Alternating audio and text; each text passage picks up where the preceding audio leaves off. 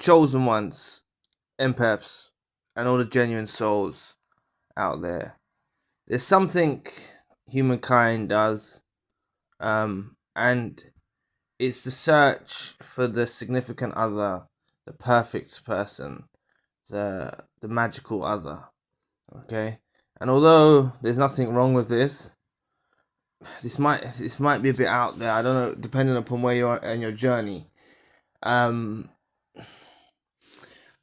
Because look, you may have gone through the narcissistic abusive relationship, and you're saying, right now you'll find someone that treats you well, that has decency, that is truthful, loyal, empathetic. You'll have those thoughts, right? That you can find someone with those attributes and characteristics, right? And the narcissist is no good, rotten, dusty weirdo, and you're at that point.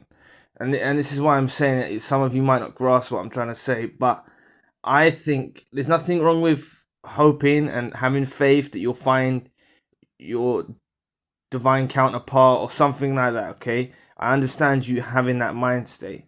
What I'm saying is searching for the person that has all of these qualities, right? Like they're just gonna have all of these qualities. Now, this is why it opens you up to manipulation, because when you encounter a narcissist, they mirror you and become your fantasy for however short-lived that period of time is. They become that person that you see because you've been on the search, looking, or you've just been going about your business and it happened to spontaneously happen. But you've had in your mind a knowing that you're looking for someone with truth and transparency and reciprocity, and something decent, okay? And the narcissist will appear in this way to you, and they will fulfill your fantasy for a very short-lived period of time. They will become that in your mind. Then your mind goes through the whole process of, again, exactly what happened in the first scenario with the narcissist, and it's going through that process of or however many narcissists involved in your life, myriad of narcissists, right? It's going through that process of trusting someone, falling in love, thinking they're your soulmate. And this is why I'm saying, in your approach now, there needs to be a total overhaul, okay?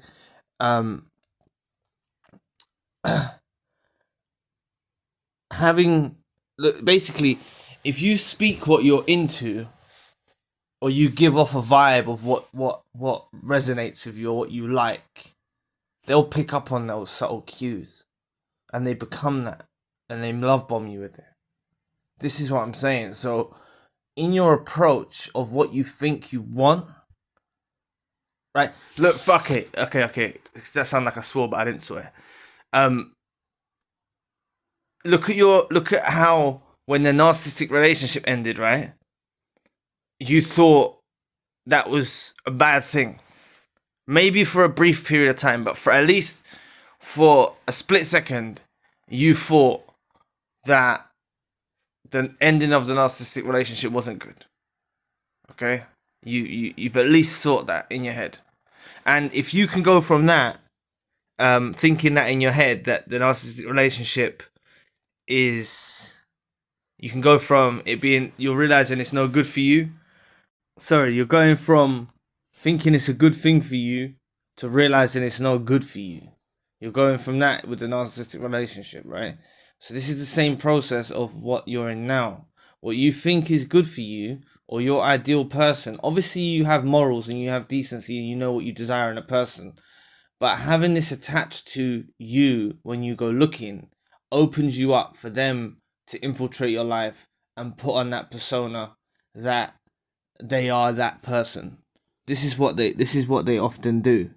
So I don't want you to have inside yourself this urgency and this huge desire, and the whole shaping of your life, searching for this magical other, the significant other that's going to come into your life and everything's going to be perfect. Because I think, I'm being a realist, right? I think that real relationships and genuine relationships, They take time, they take effort, it takes work, it's sacrificial, it's love for the other, okay?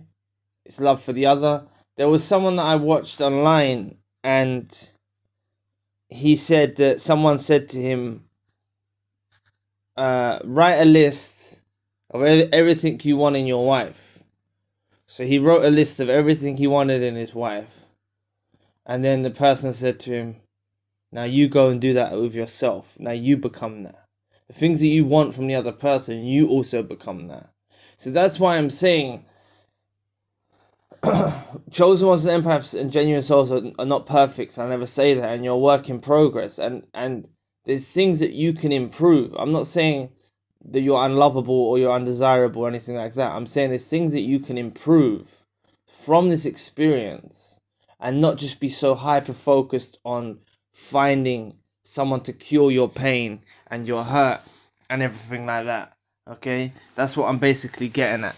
Not having someone to just cure your pain and rush in and save the day, you know. I think there's a process that many of you need to go through after being through narcissistic abuse. It's a solitary process. It's being an alone process. I think the best thing is to enjoy your own company. Be content in your own company. Love your own company more than the best days of the relationship with the narcissist. The most best days. You love your own company more. You're content in your own company more. You're happy in your own company more. This is vital. This is a vital component that must be in within you before you even anticipate, I think, looking in new directions for relationships. Because I'm telling you, you'll be at that point. When you're at that point, you won't even have you won't have the urgency or the desire to just settle for anyone and anyone. And that's why I'm saying, if you also remove this quest and this search for the significant other, the magical other, the perfect person, then you'll realize that perhaps you may meet someone who's a bit different. They're a good person, they're a genuine soul, they're a bit different, it's not what you expected someone to be, and you build together with that person. Maybe it can happen in a natural way, because there are good people out there. But going on this this search and having all these categories that someone must be, by no means am I telling you you're broadening your options. By no means am I suggesting you broaden your options.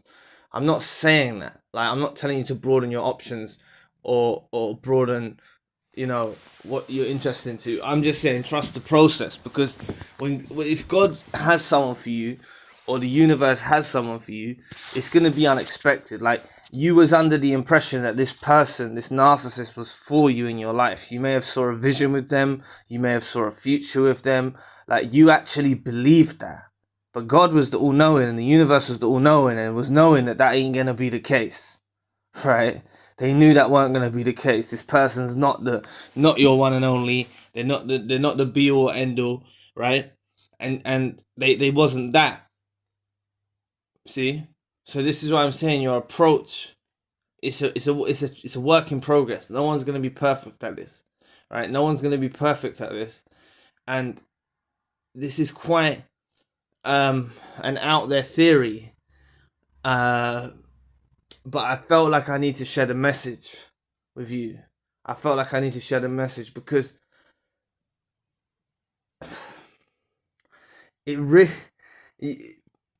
Honestly, I don't know if you look back in your journey, if you look back in retrospect with a narcissist in your life, you may not have been like, you were just being open. So you were just speaking what you think, and you were just being open, and you were being like that. And they figured you out to behave in a certain way, how to be. You don't want people around you like that. You want realists. You want real, authentic people that will be their way with or without you, you know. You don't have to be next to them for them to behave a certain way. They are who they are. You know what I'm saying? Like, things like that. That's what you want to see. And that's only going to come with being patient with someone and taking time and figuring someone out. But there's something that you've got to be ruthless now.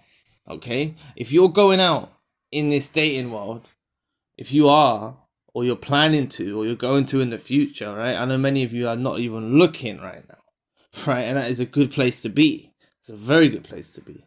But if you are looking for this thing, that there needs to be a ruthless way about that you go about this, right? You can have narcissists that will be involved in your life that are telling you don't know they're a narcissist yet, but they're telling you these sub stories, and they're playing the victim, and they're luring you in, and they're drawing you out. You know what I'm saying? And then they do something wrong, or they do this, and you let it go over your head, and it's like, no, you need to see, like, even if someone makes you feel a bit, if you get upset, if you feel upset, even if they start blaming you, making you feel like you've done something wrong, right? And you're the one apologizing. How many times did that happen with the narcissist involved in your life? You may have apologized for something that you didn't even do, right? This is what this shit does. These narcissists will start doing very quickly. If you're under that impression that this is your perfect person, like instantaneously, very quickly, if you're under that impression that this is the perfect person, this is what God's put in your life because of the narcissist, this is the person, then that's all you're gonna see. So you're not gonna see the red flags. You're not gonna see the red flags till it's too late. You're not gonna go with your intuition and realize this person's dodgy.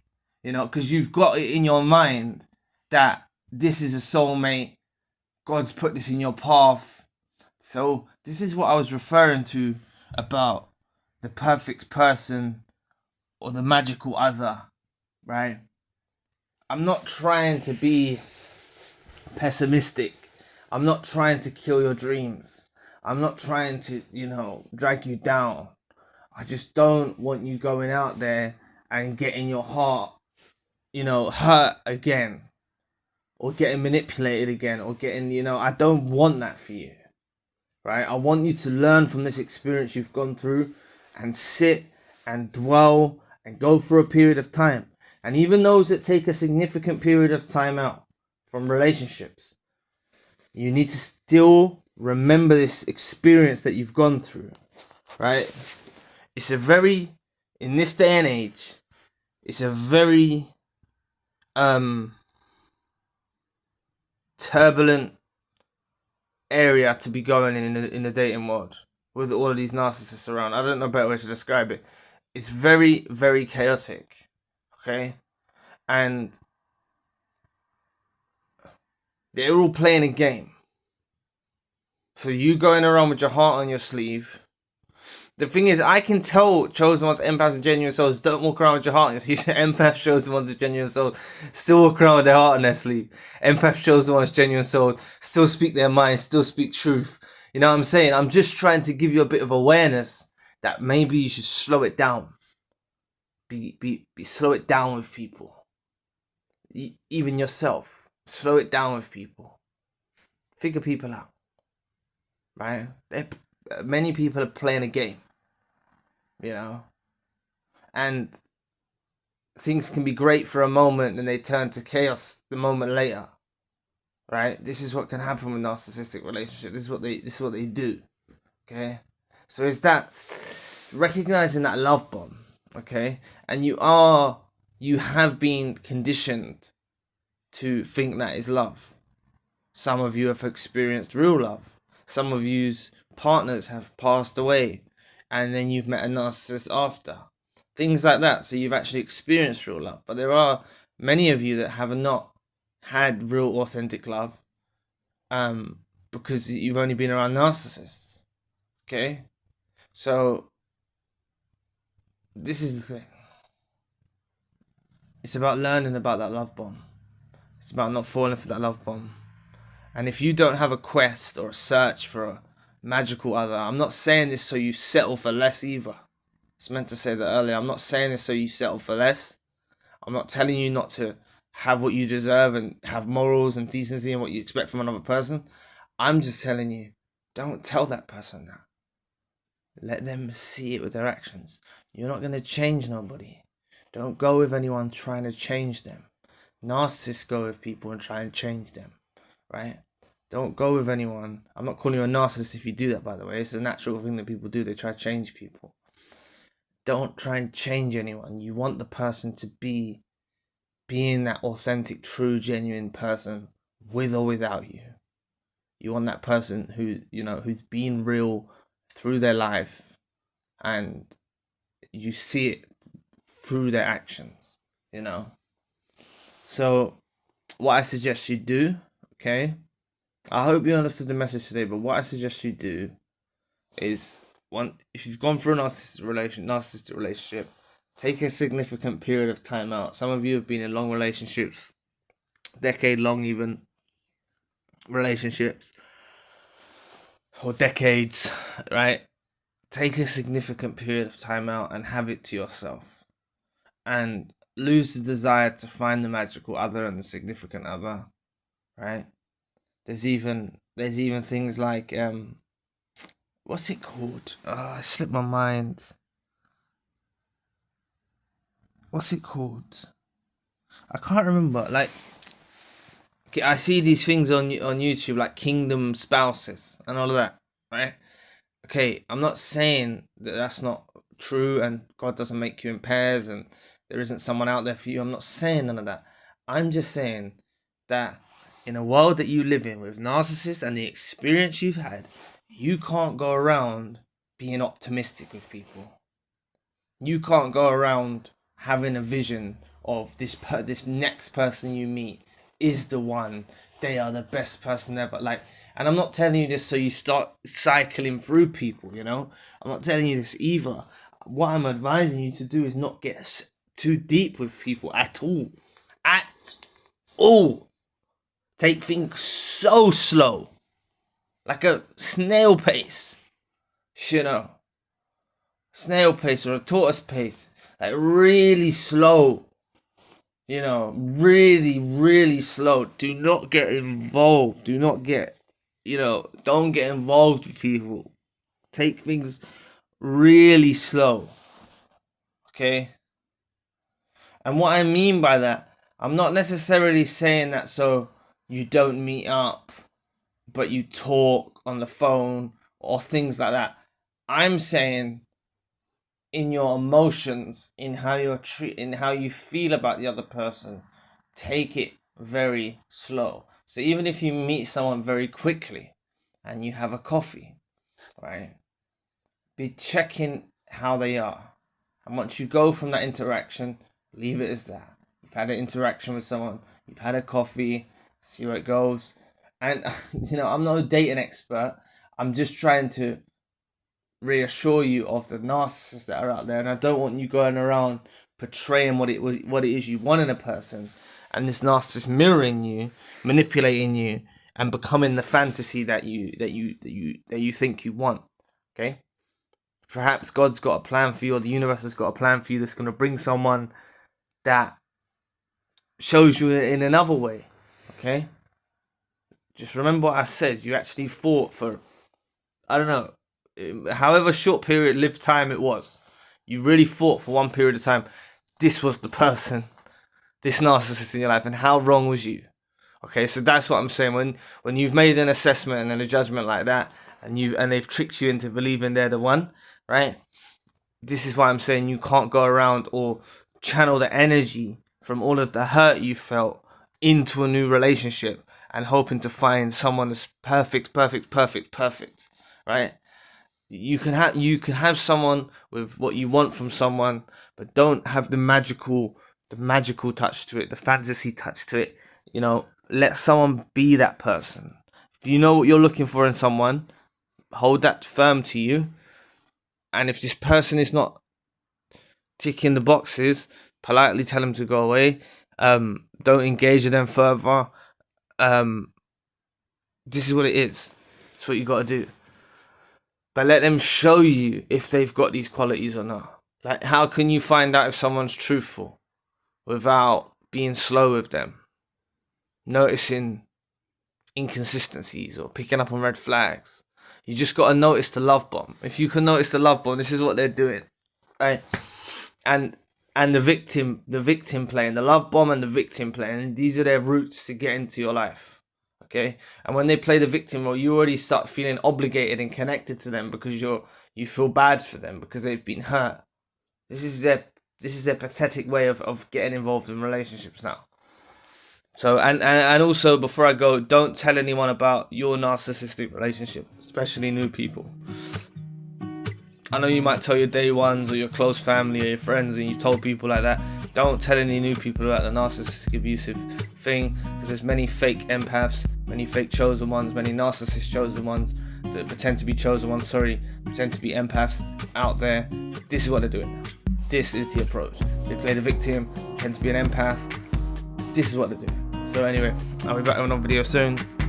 Peace.